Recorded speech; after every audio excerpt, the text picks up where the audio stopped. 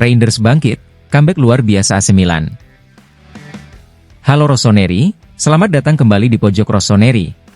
Tempatnya semua berita dan analisis terbaru tentang AC Milan. Kali ini, kita akan membahas momen kebangkitan Tiani Reinders dan comeback luar biasa Milan melawan Parma. Setelah kedatangan pelatih baru, Conceição, banyak yang mulai bertanya-tanya, apakah Reinders sudah kehilangan magisnya? Statistik memang memicu keraguan itu. Di bawah Paulo Fonseca, Reinders mencetak 5 gol dalam 6 pertandingan. Tapi bersama Conceição, 0 gol dalam 6 laga awal. Namun, semua itu berubah dalam pertandingan dramatis kemarin melawan Parma. Dalam situasi tertinggal 2-1, Reinders menunjukkan mengapa dia adalah gelandang andalan Milan. Gol penyama kedudukan yang ia cetak membawa kembali semangat tim, membuka jalan untuk epic comeback. Dan siapa yang menjadi pahlawan di menit akhir? Samuel Chukwueze. Gol kemenangan Chukwueze memastikan Milan membawa pulang 3 poin dalam pertandingan yang tak terlupakan, dengan skor akhir 3-2. Dari pertandingan ini, satu hal yang jelas, meski sempat diragukan, Reinders membuktikan bahwa dirinya masih jadi pemain kunci di lini tengah Milan. Apakah ini tanda kebangkitan sang maestro?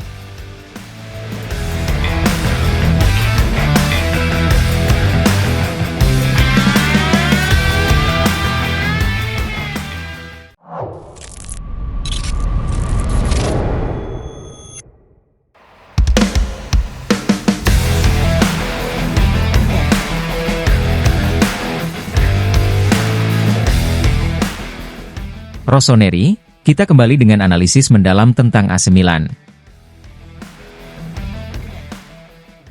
Kali ini, kita akan membahas strategi dan keputusan besar Sergio Conceição yang berhasil mengubah jalannya pertandingan. Di pertandingan terakhir melawan Parma, Conceição menunjukkan mengapa dia dikenal sebagai pelatih dengan reaksi cepat dan keputusan berani di bawah tekanan. Ketika babak pertama berakhir, Milan tertinggal dan penampilan tim tampak kurang tajam. Conceição tidak ragu untuk membuat perubahan besar di babak kedua. Theo Hernandez dan Rafael Leao, dua pemain inti, digantikan oleh Bartoszagi dan Ismail Bennacer. Sebuah keputusan yang mengejutkan, mengingat kontribusi besar Theo dan Leao di musim ini. Tapi disinilah jeniusnya Conceição terlihat. Dengan Bennacer masuk, posisi Musah dipindahkan ke sayap. Perubahan ini langsung memberi dinamika baru pada serangan Milan. Parma, yang sebelumnya nyaman, mulai kewalahan dengan tempo baru Milan. Tapi sayangnya, Parma mencetak gol kedua.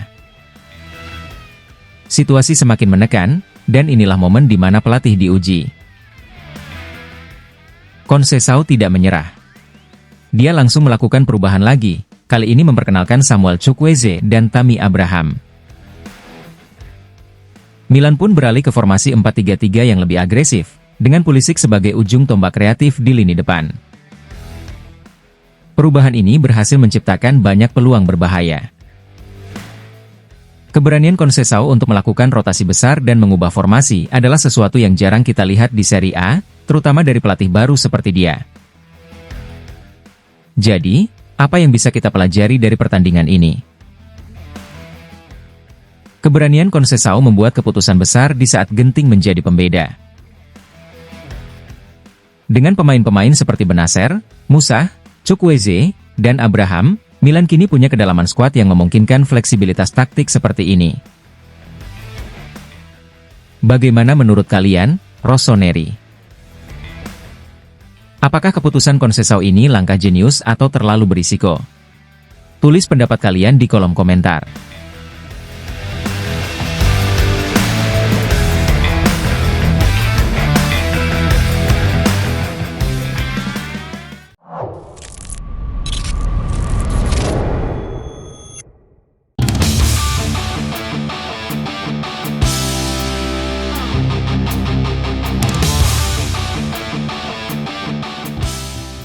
Feyenoord tolak tawaran Milan untuk Santiago Giménez. Terakhir kita akan membahas tentang striker muda berbakat asal Meksiko, Santiago Giménez, dan kenapa Feyenoord menolak tawaran Milan. Yuk simak pembahasannya sampai selesai. AC Milan, yang kini berada di bawah kepemimpinan pelatih Sergio Conceição, sedang mencari penyerang baru untuk memperkuat lini depan. Pilihan mereka jatuh pada Santiago Giménez, striker tajam Feyenoord yang sedang berada dalam performa luar biasa. Namun, kabar terbaru mengungkapkan bahwa Feyenoord telah menolak tawaran Milan sebesar 20 juta euro ditambah 10% dari hasil penjualan di masa depan.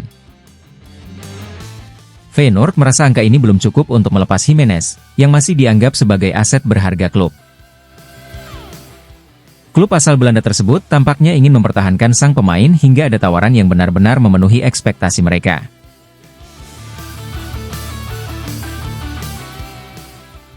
Tidak mengherankan jika Giménez menjadi incaran Milan.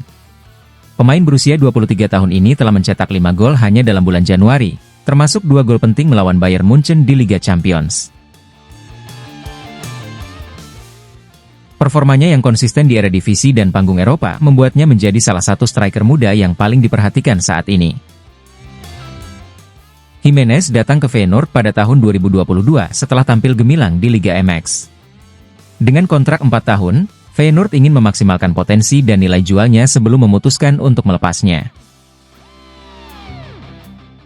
Menariknya, Zlatan Ibrahimovic, legenda AC Milan yang kini menjabat sebagai penasihat olahraga klub, dikabarkan sudah menghubungi Giménez secara pribadi.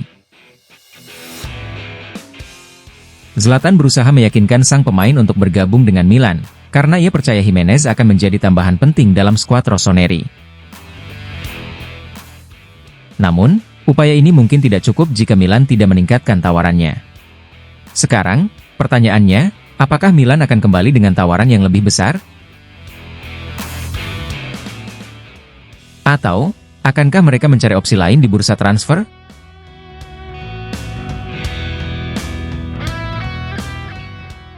Dengan situasi ini, Milanisti tentu berharap manajemen klub bergerak cepat untuk mendapatkan penyerang berkualitas yang dapat membantu kita bersaing di Serie A dan Liga Champions.